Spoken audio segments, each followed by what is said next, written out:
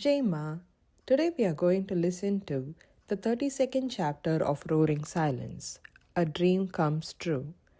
During one of my visits to Sri Sailam, I went to Atmakur, a small taluk in Kurnool district. I remember it was in the year of 2003. I used to visit Atmakur most of the time during my visit to Sri Sailam. One of my senior disciples, Dr. Satyanarayana, practices there. Whenever I go there, I used to stay with him for a few days. Both husband and wife are ardent disciples of mine and were doing vigorous sadhana in Sri Vidya. They were doing their Shodashi Japa during that visit. His wife's sister, Uma from Vizag, was also initiated by me during their visit to Jammu Ashram during one Guru Purnima. I was very much depressed those days because even after the manuscript works of 4 books on Sri Vidya was complete, I was unable to find a soul, a sponsor, or publisher to get those works published rather delivered. It was lying there like Sukdevi in his mother's womb for 16 years.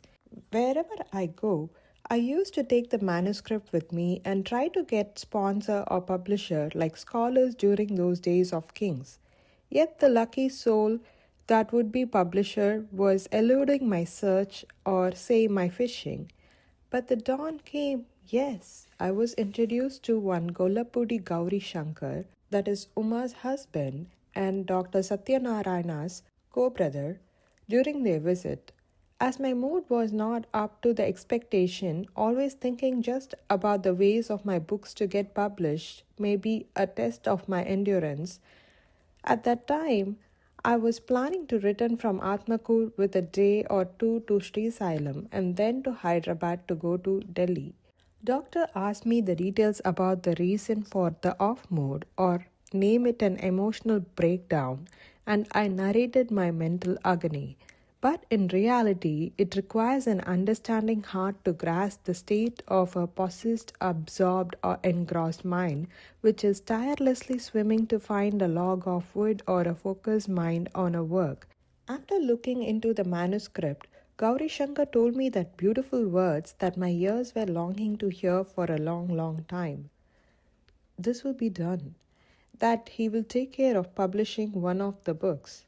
He was working as a manager in Andhra Bank at Kovur and asked me to meet him at Kovur, and there we will finalize about the publication of the book. Next week, I reached at Kovur with the final manuscript of the books, The Secrets of Sri Chakra, Rajarajeshwari Kalpa, and Matrika Yantra Rahasya. Those were the books ready to print. Gauri Shankar opted to print Secrets of Sri Chakra, a small book yet with a deep and detailed contemplative study on Sri Chakra, the first of its kind, a research paper and thesis of mine. My accommodation was arranged at their own residence at Kovur, a small town with needful facilities near Rajamundry. Godavari divides 2 districts as East Godavari and West Godavari. Occasionally, I used to go to have a bath at Godavari Ghats. Kovur is known as Gospada Kshetra, meaning footprint of divine cow Kamadhenu. Gauri Shankar arranged some money to start the printing works. The first contribution amount was donated by one Subbarao, son of Kolapudi Maruti Rao and Gauri Shankar's elder brother residing in Chennai. DTP work started at the Lakshmi Ganapati Press at Kovur. I received some contribution from some of my disciples from North as well as South India too. So along with Secrets of Sri Chakra, Rajarajeshwari Kalpa, the ritual part of Sri Vidya in Sanskrit also started. Dor Bala Prabhakara Sharma and Bamidipadi Ram Gopal helped me to correct the proof of the Sanskrit. By now, of course, I felt a bit relieved from the new and unexpected development and was very happy to see my deliverance in the horizon of my destiny as a reality. I will not say this is the first book written and published by me. In my Purvashram too, I used to write and translate some dramas, and they remain to be one too. My first book, Mrityu was published by the prestigious publishing house National Bookstall of Kerala with the financial assistance of my uncle. Few other books and dramas translated from English and Bengali also was published with the help of School of Drama Kerala.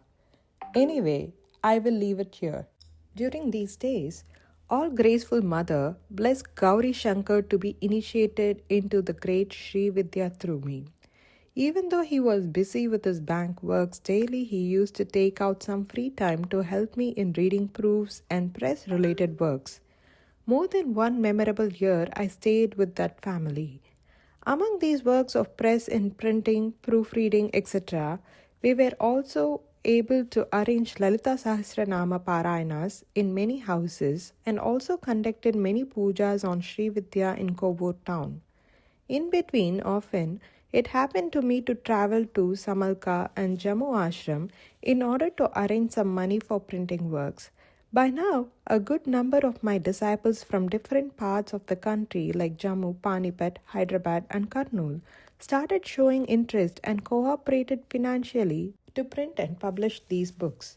Once the printing was over, now it was planned to release the books in a grand and graceful function at Shivaji Spurti Kendra at Sri Sailam.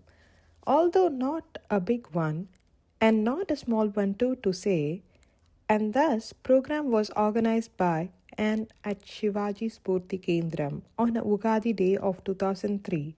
Kullapudi Marthi Rao was the chief guest. He is a well-known writer and cine artist at Chennai. Sridevi Sahit, Kerala, Professor V. Sarala of Hyderabad, and almost all of my disciples from across the country attended the book release function.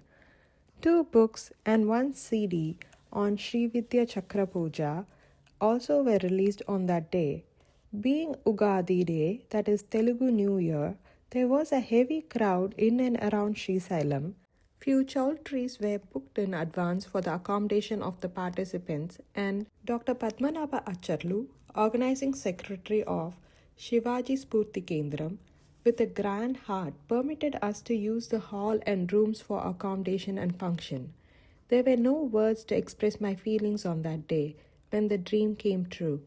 Dr. Satyanarayana of Atmakur introduced Gauri Shankar, his co-brother, who was instrumental of entire works right from printing to publishing and in the book release function from Purvashram. My elder brother, sister, brother's daughter, sister's son, my sister-in-law, etc. were also present in this prestigious function. This was the first time I happened to taste Ugadi Pachadi, which specially being prepared for Ugadi celebration in Andhra Pradesh, brought from K. Satyanarayana's house at Kurnool. It reminded me of my life with little bitter, little sweet, little sour, etc. And I thanked all who worked and to send the pachadi for distributing to everybody who attended the function. Thus, the occasion became both bitter and sweet. In my Thanksgiving speech after the book release, I tried my best to convey my soul-stirring feelings to all who were associated in making my dreams into a reality. But I was not satisfied in doing so because such was the emotional recharge, because such was the love and dedication of each and every one in making it happen. After the release of the books, one more day I stayed at Sri Sailam and left to Kovur with Uma. The books were taken by Giri Trading Corporation of Chennai for distribution. Gauri Shankar personally went to Chennai and made arrangements for distribution of books and signed agreement with the company. It is the end of chapter 32. Patience, perseverance, and faith will always make all heartfelt wishes come true. In case of great avadutas, the universe places the desires in their hearts, make them work towards it, and it also shows the way for the desire to materialize eventually. The when, where, and how is decided by the universe itself. These actions don't come under the category of desire as it never stemmed from the avadutas or for their personal benefits. Their actions are always for the greater good. They are just instruments in the play by universe. If you enjoyed this video, please do share with your family and friends. Chapter 33 will be released next Sunday. Jai Ma.